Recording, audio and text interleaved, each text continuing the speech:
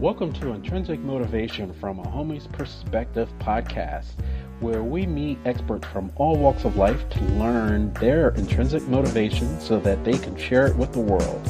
What do we have in store today? Stay tuned to find out more.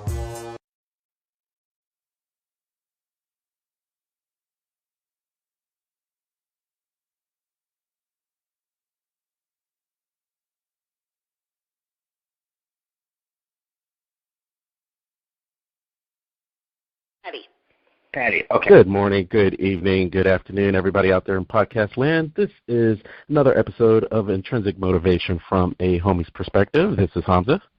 And I am David. And today we have a really good guest. We're getting an exclusive today. She has an upcoming memoir, Solo by Choice, and she is speaking with the homies first to introduce her to the world. And let me just give you a little bit of her bio, because I'm sure you guys are going to be chomping at the bit after you hear about her intro and want to know more about her life. And so for more than 30 years, and until this gentleman's death, our guest was his mistress, and she was his mistress. This guy was more than twice her age. He was a man with 5 children. And you're like, wow, how did this happen? Was it a fling? No, for over 30 years they had a relationship. And in fact, she was friends with the lover's widow as well, so she had good relationships with his wife, and she's going to tell us about the adventures of her life as a mistress. She's also going to talk about why affairs are not always about sex, so get your minds out of the gutters, folks. She can also reveal what she wishes wives knew and also how they could affair-proof their marriage. Her upcoming memoir is Solo by Choice, and she's going to talk about her life as a mistress and why she made the decision to live free from marriage and children. Without further ado, I'd like to welcome Patti Houtz to the podcast. Welcome, Patti. Good morning. Welcome to you as well and your listeners. Yes. Thanks for our exclusive, so I'm really happy about that. And it's really interesting in today's, in 2018, there's so much that has changed with the traditional dynamic of dating or marriage, and you have a portion of the population that no longer wants to get married. They no longer want to have children, and it's not the traditional, go to school, get married, white picket fence, and right off to the sunset. And you sounds like you are a little bit ahead of your time. So if you could tell us a little bit about yourself and what made you want to write about it.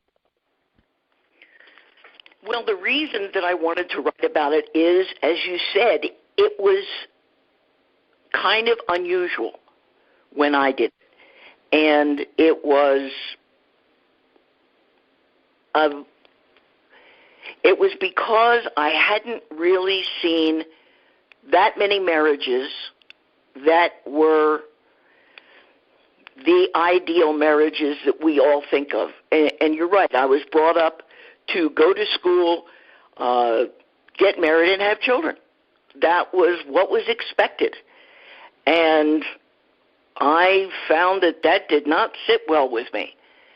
And I went to college on a scholarship for physics. And it was so I wasn't dumb. And as I saw things, I said, there's got to be another way. And finding the man that I found was just, it was by accident. We certainly didn't think that it would turn into what it turned into. But that's my background. And I was never particularly anxious to have children anyway. And because of my education, there was so much I could do. And having a husband, a legal marriage, and children put a crimp in my style, so to speak.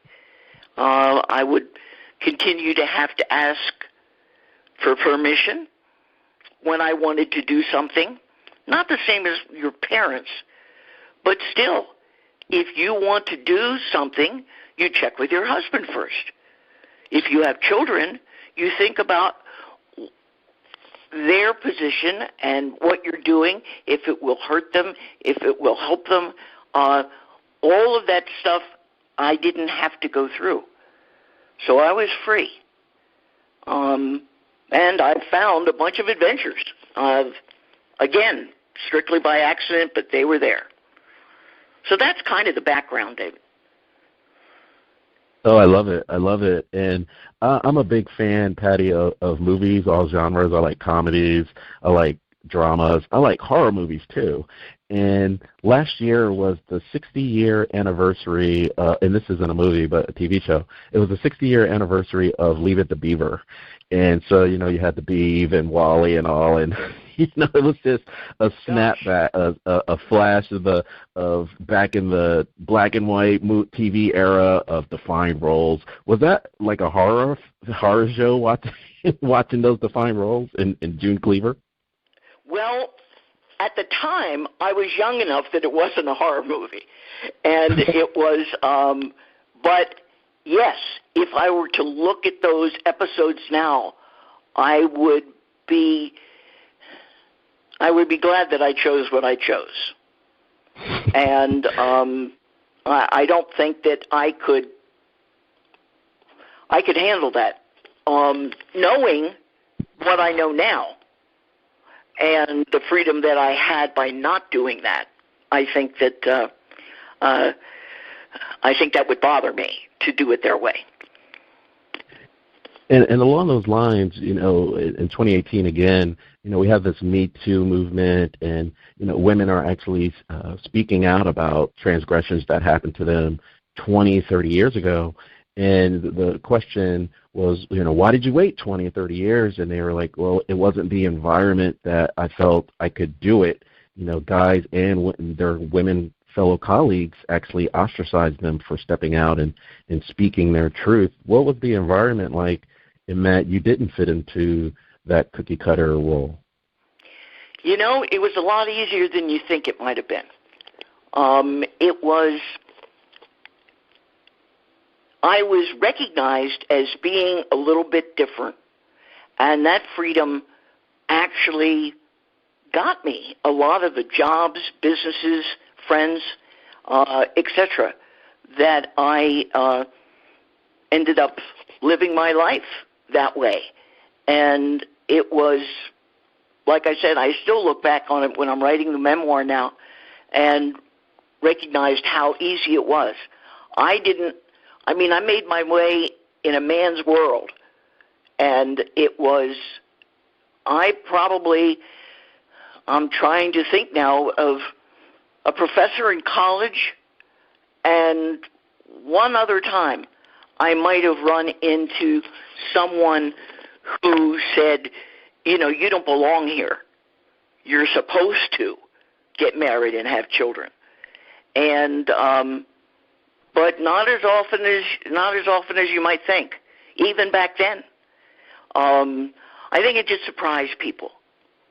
And the more I did it, the more the confidence in myself that I could do anything at any time was it was a great strength, and it helped me to move forward in my life.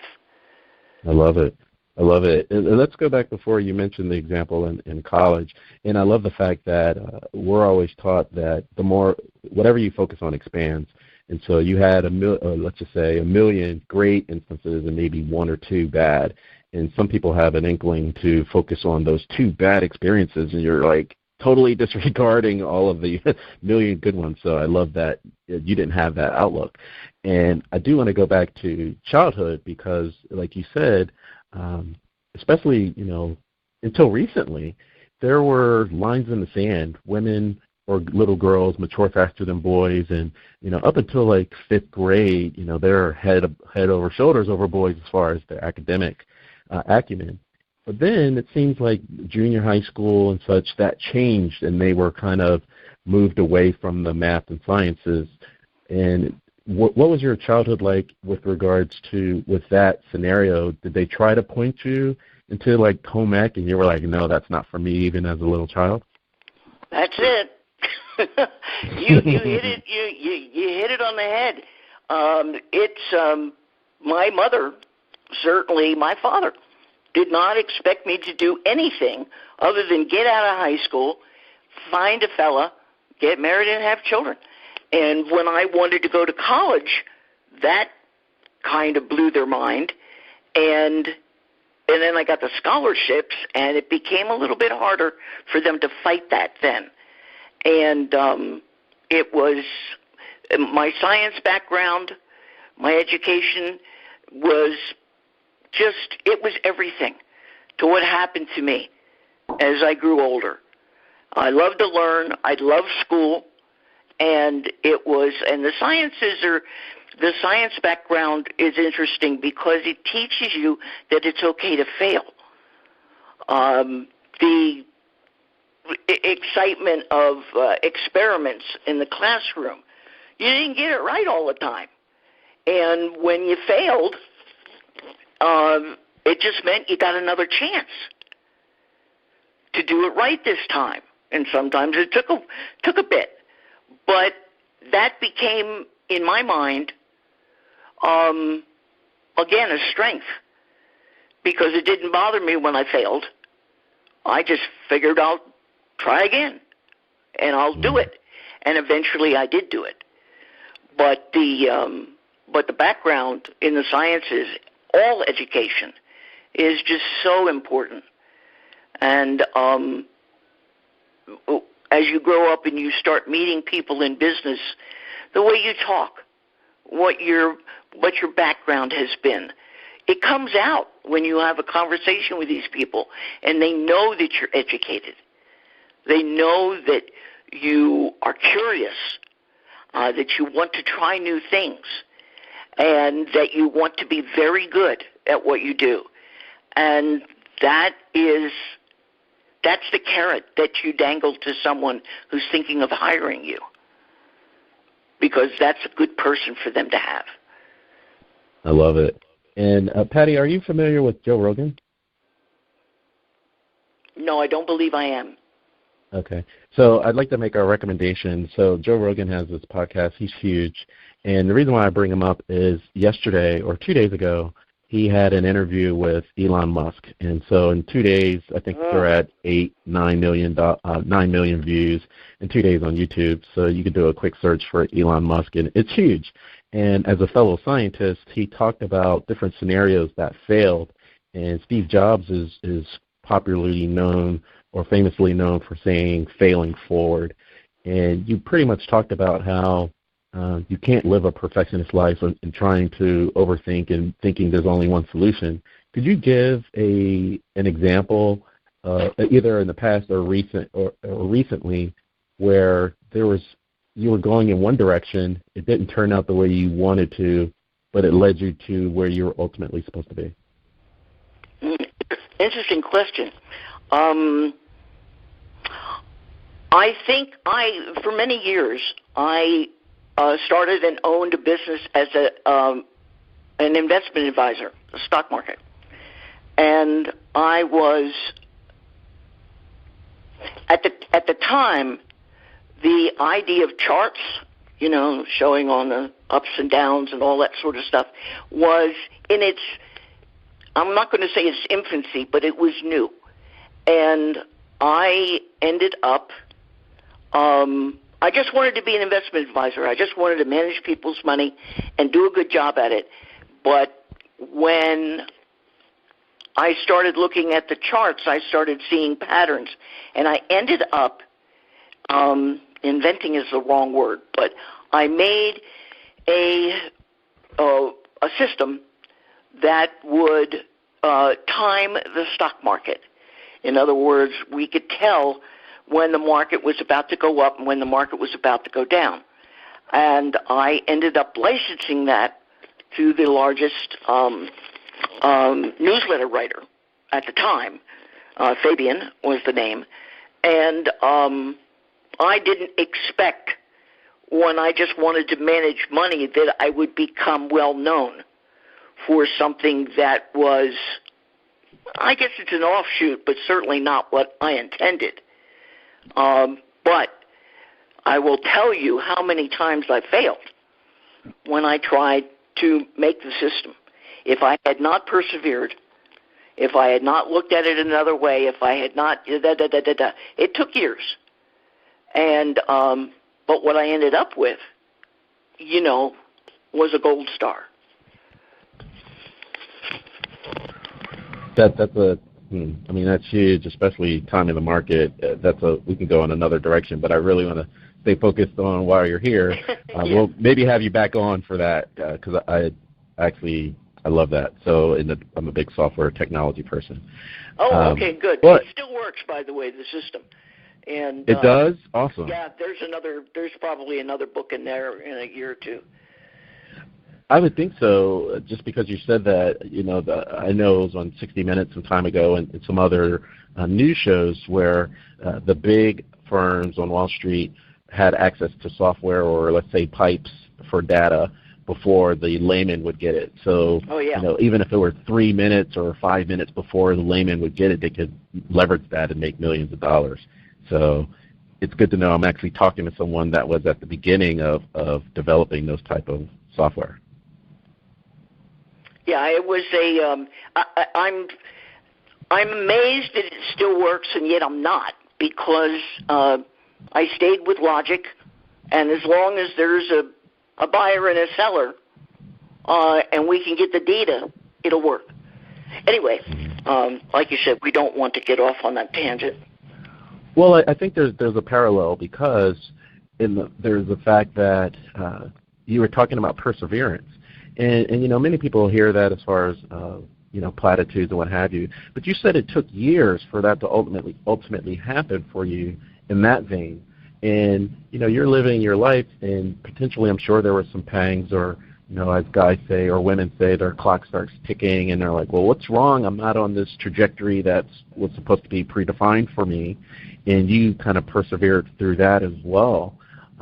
So I think there's some parallels, and I'd like for you to talk about an instance where you were, it sounds like you needed to, as I understand your timeline, you needed to have some kind of not proactive, but you had to be, not proactive, what am I actually, empowered. So you had to be empowered to have some of your own time to actually figure some of these things out for business. And at the time, it seems like there wasn't enough room to actually have a relationship and let it grow that way. Did you feel that you were trying to serve two masters and having a relationship life versus your professional life? It would have been difficult for me to have had a marriage and children when I was dedicating myself to the system and making that work. I don't know if I could have done it because there's so many. What's the word I'm looking for? Your time. I mean, your time is everything, and a marriage and children take up a lot of time. And so when I was working on the system, I didn't really have that problem. And what I chose to have in my life that was similar to a marriage still gave me the freedom that I needed and the support, and I was able to accomplish both. And I think that's important for particularly women to understand, that they can have what they need, but they can also have what they want. All they have to do is change the timeline a little bit on their lives. And if you put off marriage, you can have adventures first, and that makes you a much more interesting person when you start looking for Mr. Right. And you'll just be full of stories and adventures and this, that, and the other, and you'll end up being a better wife and I think a better mother if you choose to still do that later in your life, and I'm not talking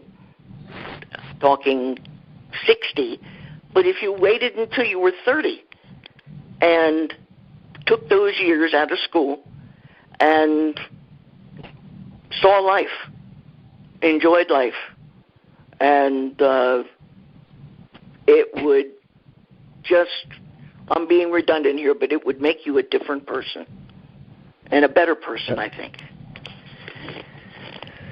Yeah, I remember she just recently passed, Dr. Frances Cress Welsing. I remember she had come to speak with us when I was in school, and she said that you really don't know yourself until you're 28. And, you know, you're saying that to a bunch of 19, 20, 21-year-olds, and they're like, what are you talking about? And, you know, you're saying that, it sounds like you prescribe to that as well. And what I see, I'm over 40, so I know a lot of women that took the route that you did, you know, to climb the corporate ladder and such, and they kind of split in the late 30s in that they felt like they missed the boat, and then others tried to go into their traditional route, and it was like, how can I? I mean, I broke through that that myopic view, so, you know, they were, at least today, not married or without children. And our second podcast was about there's no accidents, and we talked about a bunch of coincidences and, you know, all the synchronicities of life. And I think that's where I'm going to steer you next, because you felt that it was an accident that you guys got together, but it was a work environment, or how did you meet this gentleman that was twice your age? Was he your mentor, or if you can give us some background? He was my boss.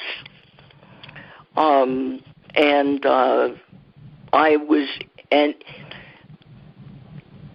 it was actually my first job per se, as being by myself, and I needed an income, obviously, and I just got this little job at a automobile dealership, and he was the sales manager, and it was just one of those things. Neither one of us ever thought that it would amount to anything, I think, other than just some pleasant get-togethers, but it did. And it lasted for a long time. And I was young enough at the time, I was 24. I was young enough at the time that I needed to learn a lot of stuff. And he was 48, and he'd seen most of it. And he was happy to teach, and he was also happy to let me try on my own, and he was just the support that was there. So it was a great combination for a young woman who needed someone who'd already been there and done that to give her some guidance when she was shooting herself in the foot, which happened. And I credit him with a lot because of that. But he was my boss. So let me just jump in real quick. I wanted to ask you, so in the beginning of this relationship, and this question might be, well, maybe because I've seen it from TV or just general thoughts, but did you ever experience at any point in time, especially in the beginning, where you went through, you wanted him, I want you to leave your wife and we'll be together forever, or did you always see it as for what it was and you were comfortable with that? I saw it for what it was. And there was never any thought of that, at least on my end, for leaving what he had. And it was, let's get crass for just a second. If he had asked me to marry him, I would, meaning that he would have to get rid of it, I probably would have said no. And because I liked the life the way it was, and we provided for each other something apparently that we needed. And I was happy with that, but no, there was never any thought, at least on my part, as I said, to make trouble for him, so to speak. I wasn't interested. I was interested in us, but and as it turned out, I think because he knew he was safe, that's when the relationship started with his family, with his wife and his children. We went into business together, and it was just natural that I meet the family and get to know them. And I was very friendly with his wife, and she's a lovely lady. And I say that in the past tense because just in the last couple of months she passed away. And it was I'm sorry about that. It was I feel badly, but she was 93 years old and had 14 great-grandchildren. That was her life, and that's what she wanted her life to be. And I don't believe we ever hurt her, because I don't think she knew, which is amazing. I think she I think she knew he had someone, but she didn't think it was me. Maybe because of the age difference, maybe because we were good actors, who knows. But that's why I'm laughing, because I mean, this is called intrinsic motivation from a homie's perspective. As a guy, I know that I have to work on developing my intrinsic or the subconscious, right? But women have that sixth sense built in. And you've been in business environments where you're like, I'm not going to do business with this person no matter how much they're smiling in front of me. Like, there's a sixth sense you have. And I think on some level she had to know, but she was just like, well, but yeah. Which just ups my respect for her, because we did things together. I mean, we weren't, I didn't see her that often, but we were always friendly, and to see us together, you would not think in your wildest dreams that she knew that her husband was, let's just say, seeing someone else. And I could have asked. He would have told me, but I chose not to. In one of our previous podcasts, Patti, we were talking with an expert psychologist and a psychotherapist, and she was talking about past life regressions, and she was talking about Akashic records. Are you familiar with Akashic records at all? Could you say that again for me, please? Sure. Are you familiar with Akashic records? No. Okay. So Akashic records is a school of thought that, it's our personal, if you will, spiritual library, and that you can kind of tap into it and find out about past lives. You can find about, not so much about future lives, but you find out about equations and different scenarios. And the only reason why I bring it up is, as a person that was trained as scientists, you're looking at equations all day. And I was just wondering that, when this started happening or it started developing, if this gentleman didn't have 5 children, maybe if he had 1 kid or the kid was younger, would the different scenarios have made a difference in your decision? It might have made a difference in his decision, but it was, we became very good friends very quickly. And the friendship, I think, was what carried it on. But the 5 children were when I first met him, his youngest was 12 and 13 years old. So, and his oldest was older than me by a little bit. And, but his wife was what he called Mama Bear. And she took care of that. She took care of the kids, and she saw, and his role changed as they became older and became adults. But if his situation had been different when we first met, would it still have happened? I think so. The answer to your question is I think so. It still would have happened. And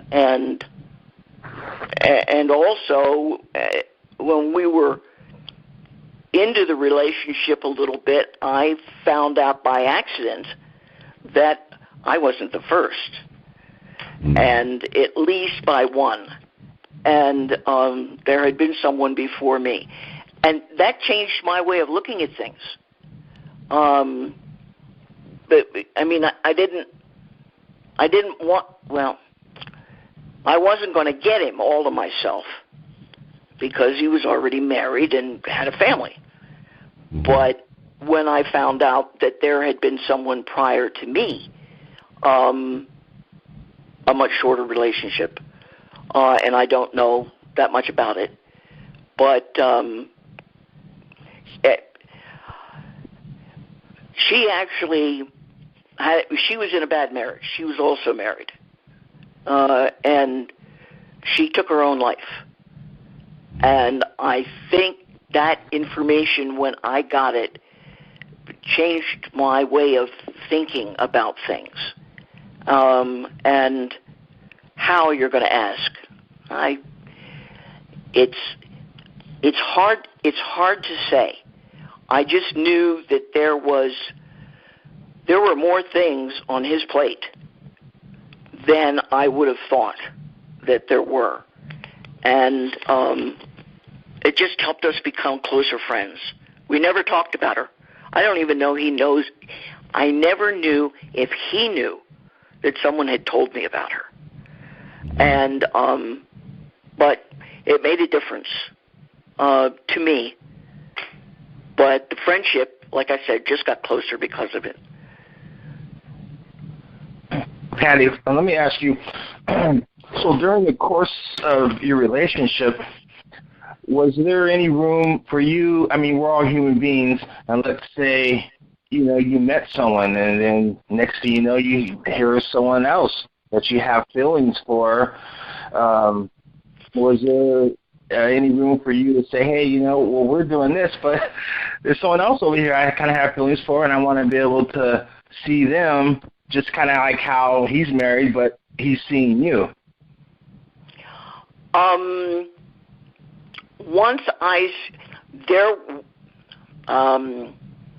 I moved around a bit before I met him. And there were a couple of other fellows, but once I met him, there was never anyone else. Not for me, anyway. For him, there might have been at the beginning, but then it was, you're going to chuckle at this, but once love came into it, it was pretty one way as far as I was concerned. He made me happy and gave me what I needed, and as often as we saw each other, which was very often, we just didn't need anything else. I mean, he had someone else at home, but I did not. And that was my choice. I could have, but I met a lot of very interesting fellows, but I was not interested once I met him. When you said you weren't interested, it makes me think of just my personal experience in undergrad, right? I am like pinching pennies and eating oodles and noodles.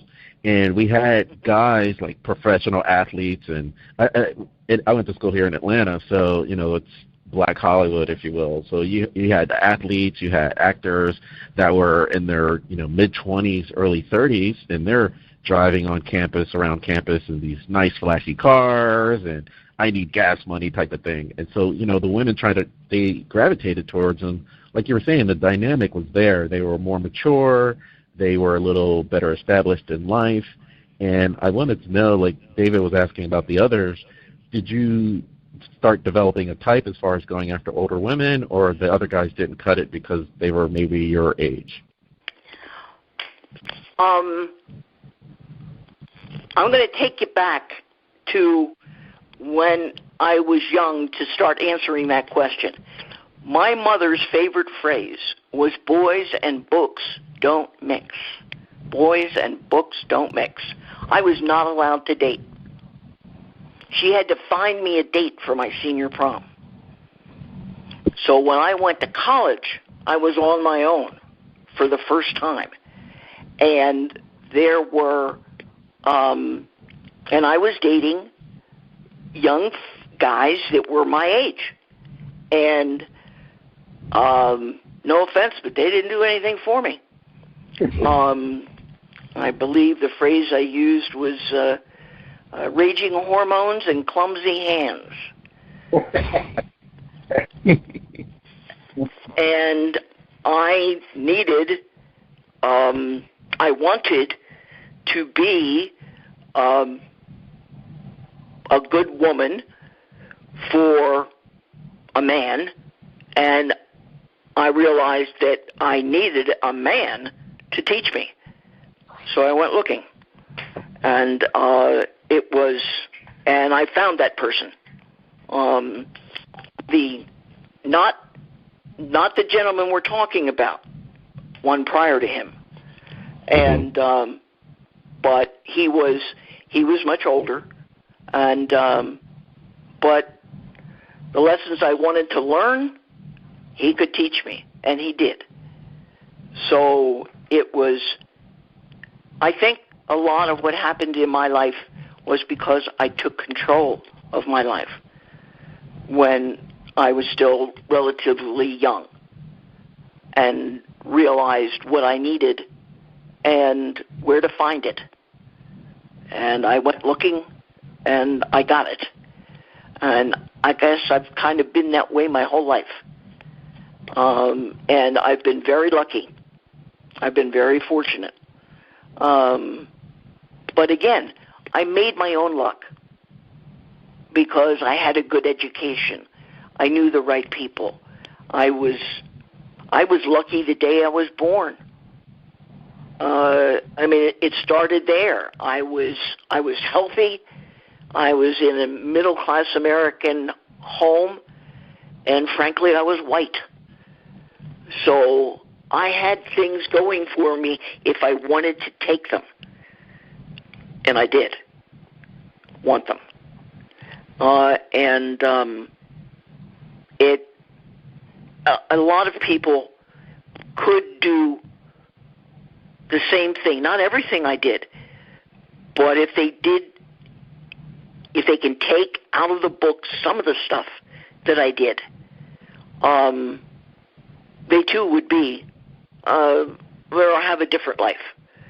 Not necessarily great, but a very different life, but just enough. How many of us and how often do we think, what if? What if I had done it this way? What if I didn't do that? What if? That's human nature. Mm-hmm. Let me flip it on you as far as, like you're saying, the equal rights standpoint, in that traditionally you'll see, let's say, a salt and pepper haired gentleman with a younger lady on his arm, and on some level it's accepted. Some people may wince, but now in 2018 you have a lot of women that, like you were saying, they kind of eschewed the traditional roles, and now they're C-level people in the business world and made a way for themselves, and can write their own write their own path. And they're looking back like, well, all of my peers, my older gentleman partners are dating these younger women. What about me dating younger men? I wanted to get your take because, like you're saying, the dynamic is definitely different where a woman's maybe looking to learn from a man. What's your take on older women dating younger men? I guess it just depends on the person. She finds something attractive in the younger man, and he in the older woman. Can it reverse itself from what happened to me? Absolutely. But it depends on, where you came from. What do you need? I needed an older man when I was young. And for all the things that he could teach me. An older woman looking at a younger man, excitement comes to mind. Why she would do that. But it could just be that they didn't pay attention to the age. They became friends. They liked each other. They made each other happy. And if they, in particular, if the marriage certificate is not part of the equation, then I can understand that. Right now in my life, I wouldn't mind maybe even getting married now. Only because I think you need and want a partner as you get older. You need the support and the friendship and everything that comes with it. So, and I've lived my adventures, and this book will be another one. And somewhere out there's another man. I doubt, for me, however, that it would be a young man. But not necessarily the lady that you see in the next room. She could have a totally different way of looking at what she wants and what she needs. And that's fine. So, Patti, let me ask you. You mentioned that the gentleman that you were involved with had a relationship before you, and then of course you had a relationship with him. What do you think the reasons were for him to seek a relationship outside of his marriage? What was like missing for him that made him, go that route? I don't know. I think about it often. I never asked him, and he never volunteered. But there must have been something. Something was missing. People change, and if as they get older, they see more things, they experience more things. Everybody changes, and if you think you're not going to change or that your partner is not going to change, you're looking for a tough road there, because it's going to happen, and it's not deliberate. It's just the way life is. And apparently he saw something in that lady that he needed. And like I said, I know that she had a very bad marriage, so she needed someone. They might have just started talking. And that's the way most of them start anyway. Any relationship. You start talking. And you realize that person makes you feel good. And when they make you feel good, that's when the questions start in your mind about, I'm missing something. Why this makes me feel good? Why don't I have it now? And when it becomes possible to have it now, that's when the second and third relationships start. It's not necessarily anybody's fault. It's just that as people change, holes appear in their lives that they didn't know that they needed to fill. And if they can find someone who can help them fill that hole, it's a very compelling feeling. Now, I don't want to write this off, but it's a question that I have to ask. So with him meeting you, and he was 48, and just for this argument, let's say the previous relationship before you, he was maybe 44. How much, the argument could be that he was going through a midlife crisis, and that's why he started looking around. Do you put any weight on men and women going through a midlife crisis and reevaluating their lives? I think it's possible, sure. We're putting a word on it, midlife crisis, but I think it's back to people changing. Now there's holes, and you're looking to fill them. And particularly for people who are working, usually the guy, if not both, the husband and the wife, you are confronted with people all the time. New people, different people. And it's tough not to say what if. And or be talking to someone and suddenly have a feeling that you haven't had before. Or that you suddenly go, wow, that felt good. I can talk to them about that. And it's for my fellow and me, it was the friendship. He used to say that if you were very, very lucky, you might have 5, and he'd lift up his hand with his 5 fingers. You might have 5 very, very good friends in a lifetime. And I mean the perfect friend. The friend you can say anything to, the friend that would forgive you anything,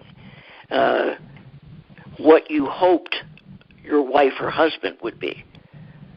But it's not necessarily going to happen that way. If you haven't seen it, there's a book and a movie called The 5 People You Meet in Heaven. Are you familiar with that?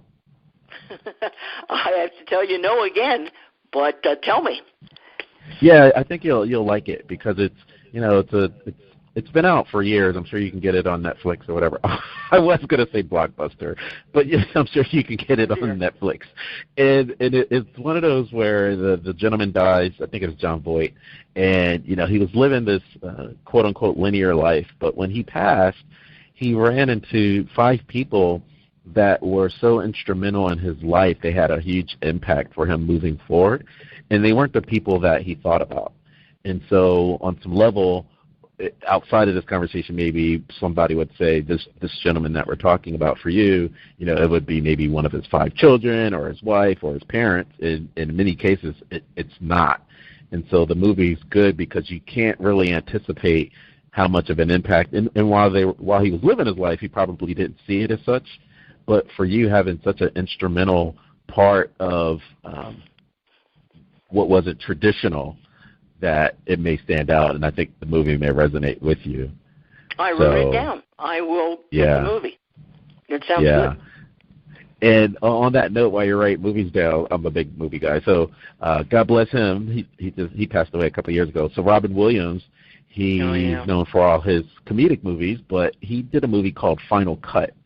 And in that movie, if you're not familiar, he is working at he's kind of like a, lack of a better term, a fixer. So when a person is born, they had a chip implanted, and it recorded everything in their lives, from their waking moments to their sleeping moments, and all darkest moments, whatever. And so when you die, you would hire someone like Robin Williams. He would go in and he would cut out like infidelity and all this. So you had a nice Hallmark video that you could show at your funeral. And it's just really interesting to show how many layers we have. So yes. I think you'll like that one too. Yes. Yeah. And I want to ask, yes, the final cut. And I want to ask you about the women's intuition again, because I am an entrepreneur, and I know a lot of entrepreneurs, and a lot of the married ones, when they were hiring their assistants or their sales staff or something, they kind of laugh because they're not ultimately maybe the person they would have hired, because the happy wife, happy life. The wife came in one day and saw the super hot secretary, and that secretary was no longer working there. And so it was interesting that, that yours was allowed to develop. And I was just wondering if you see that throughout people you deal with. Like, you're like, on the surface, people don't think they know. Like, I know at work, you could tell when that romance was going to happen, even though they thought they were hiding it. I was just wondering if you see it in other scenarios that you find yourself in. Not recently, but back when we had just met, my fellow and I, yes, you could see that. And often, not always, I guess, but I was taken aside by one of his top salesmen, and one night at a show, and I was given a warning about seeing him, meaning everybody knew, and it was too late for me by then. I was pretty much starstruck, and but it had happened to him. He used his warning to me by giving me the story of when he met a younger girl and had an affair, if you will, and she wanted to marry him, but he wouldn't do it. And he said, the same thing's going to happen to you. But see, he was assuming that I would try and break up, as you had asked before. And I wasn't interested in that. So, but those sorts of frequent friendships, partnerships, they go on. I think it's pretty natural, particularly when you're in that area of 20 to 50, really, and it's just, I think it's just natural, because people change. If people didn't change, and I don't mean that in a negative way, if people didn't change, we wouldn't have these problems. You'd have found your number one, and he would have stayed number one. And it still happens. There are perfect marriages out there, but they're not as prevalent as you might think. The prevalency comes the other way. And it's whether the people want to admit it or not, I just didn't want what was exciting and good and necessary in my life to change. And when he retired, I moved. But it was many, many, many years later, as you know. Mm-hmm. It's going back to the Leave It to Beaver, Ward was home at 4 o'clock or 5 o'clock when the kids got home from school. And it's not like that today. I mean, you have people that are used to working 50, 60, 70 hours a week, and it seems inevitable that the person that you're in proximity to, you're actually spending more time at work in many cases than you are at home. And so you're like you're saying, you're troubleshooting, you're working through equations, you're problem solving, conflict resolution, all the above that you're not getting at home. And so you're kind of, I'm not talking about my own life, hopefully, but I'm just saying that you actually have like two personalities. And so it's like in the work world, we always laugh and joke and say, oh, that's my work wife or that's my work husband. And it's because of that. So it seems inevitable on some level that relationships would start, but it's up to the person to see how far they go. And speaking with you, it just seems interesting in 2018 where, social media exists. And like you said, your relationship was different, but the colleague that warned you was dealing with a woman that may have put all his information out today on social media, even if he didn't want that to happen. Yeah. No, that's very true. That's very true. And, I appreciated what he was thinking of. He was friendly with me, he was friendly with my fella, and he didn't want either one of us to get hurt. And he assumed that what had happened to him with his friend was going to happen between my fellow and I, and that at some point somebody was going to say, I want only you, and you have to make changes so that we can be together. And that becomes very difficult, particularly with an older fellow with a big family. And but again, I wasn't interested. He never heard it from me, and he never would. And it was we were right for each other when we needed someone like the friendship that we had. And in my case, I think I got the better half of it. But again, I was free. We saw the best of each other because there wasn't a piece of paper that said that we had to stay together. We both knew when we were together that either one of us could walk out the door at any time. So we were on our best behavior. I saw the best of him, and he saw the best of me. And, of course, we had no idea that we would want that for 30 years, but it happened.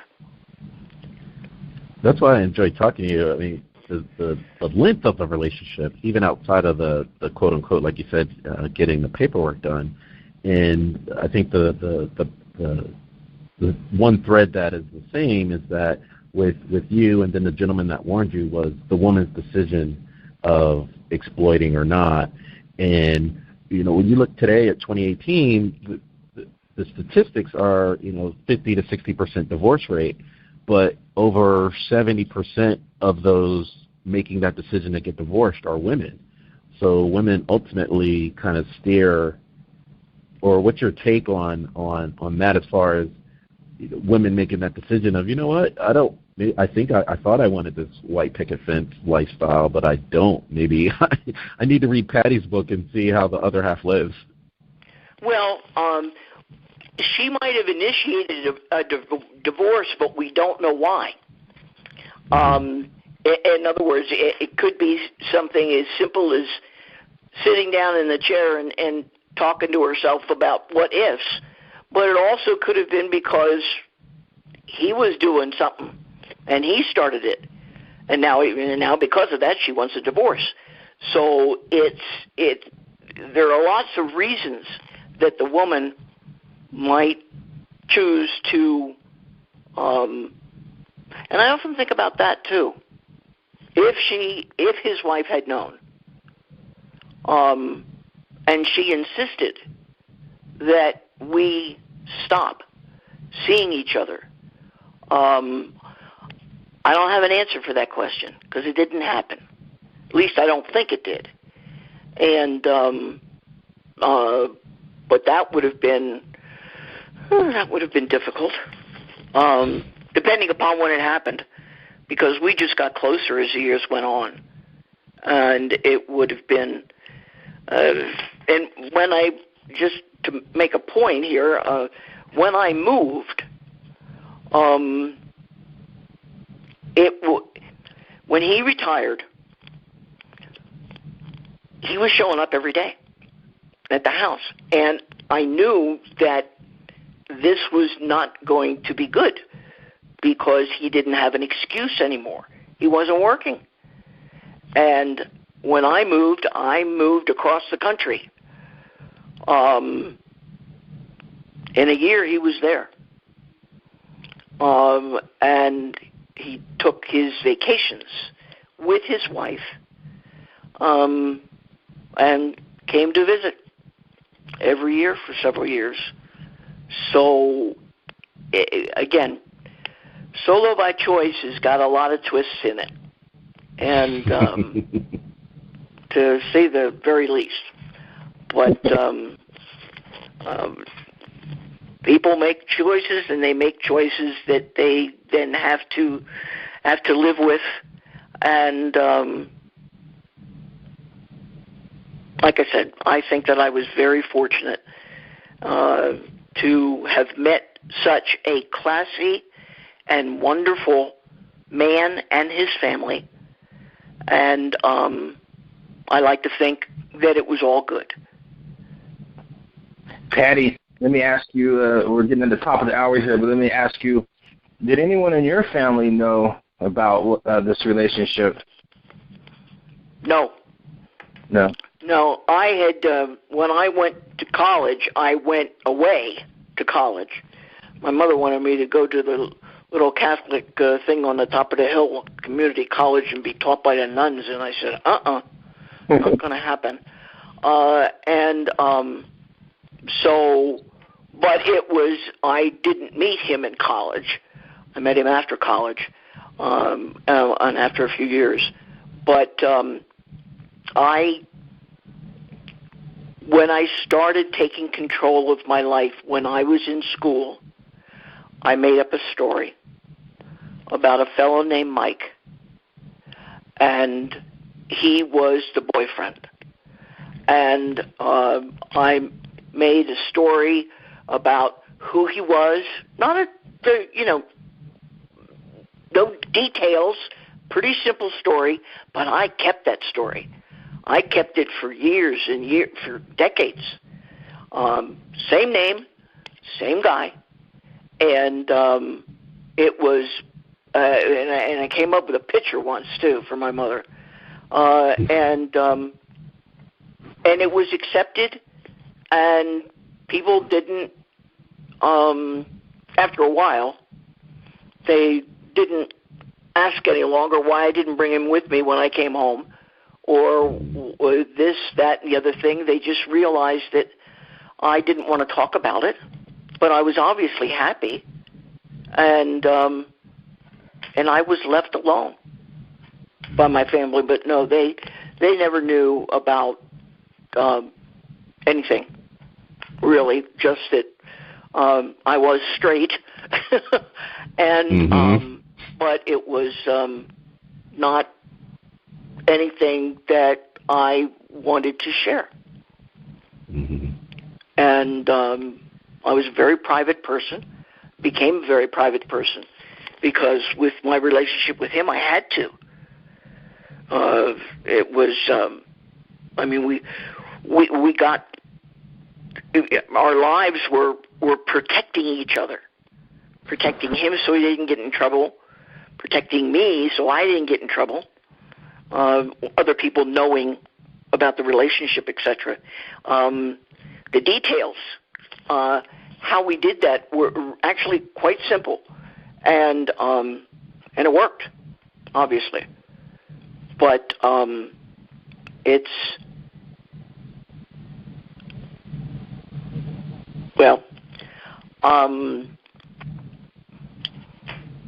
as I said before, I feel extremely privileged to have known him, and he was a classy fellow.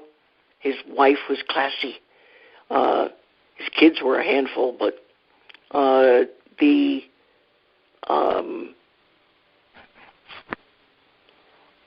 think that something like that is available today, but it's always available. You know, if you do it right, if you put all the pieces in the right place, you're going to get a picture on the top of the puzzle box. And it's going to be a little bit more difficult, though, because of social media. Right. Everybody's got a phone in their hand. Everybody's got a camera in their hand. And it would be, as I said, it would be much more difficult to maintain a relationship like we had for as many years as we did in today's world. It could still happen, but... So, Patti, I referenced a few movies earlier, and I wanted to know about the movie Solo by Choice by Patti Houtz. Any plans for that? I think it would make a great series. Mm-hmm. And it would not a sitcom, certainly, but I wouldn't be surprised if somebody snaps it up and tries to do a movie out of it, or a series, if you will, TV series. It has everything that most people would want, and it's full of surprises, and it's full of suspense, and it would probably make a great movie, yes. Awesome. And since this is an upcoming memoir, when can we expect the release of Solo by Choice, the book? I was hoping by the end of this year, but I think it's going to be early next year. And we're in the rewrite. It's written, but it's in the rewrite stages, and the editor and the publisher has chosen. We just need to get the material to them, so I'm going to say probably January, February. Okay. Well, usually we leave this point that's part of the interview so people can leave their social media and websites and such for people to get in touch with you. How do you work? Do you want to still stay pretty reclusive so you can get it done, or do you want to put your information out there so people can get in touch with you? Oh, I think we can put the information out there. We need to do some pre-marketing, so my editor says, and so it certainly my name, or would you rather put it out anyway? Patricia Houtz at solobychoice.com. Okay. Perfect. And then they'll follow you, and then when it comes out, they can always reference this. And thanks for the exclusive. And I will say we know her when, before she became famous with the book and the movie and the tours. Oh yeah, the speaking engagements. That'll be the questions that are going to come will be very interesting, I'm sure. Absolutely. Well, you have just been in tune to another episode of Intrinsic Motivation from a Homie's Perspective. This is Hamza. And I'm David. And the supreme, most famous author / movie director, it was a pleasure, Patti Houtz. Thank you. I enjoyed myself tremendously. Thank you for being on. Thank you. Take care. Have a good day. All right. Bye-bye. Bye-bye.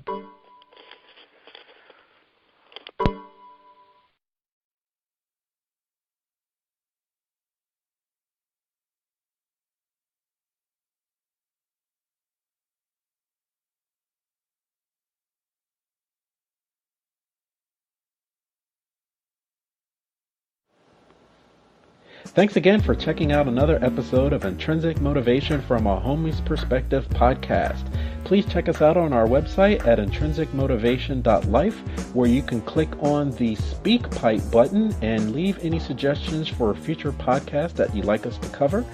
Also, check us out on our social media sites. We have a YouTube channel, Facebook page, iTunes podcast, in addition to Stitcher and Google Play, all under Intrinsic Motivation from a Homie's Perspective.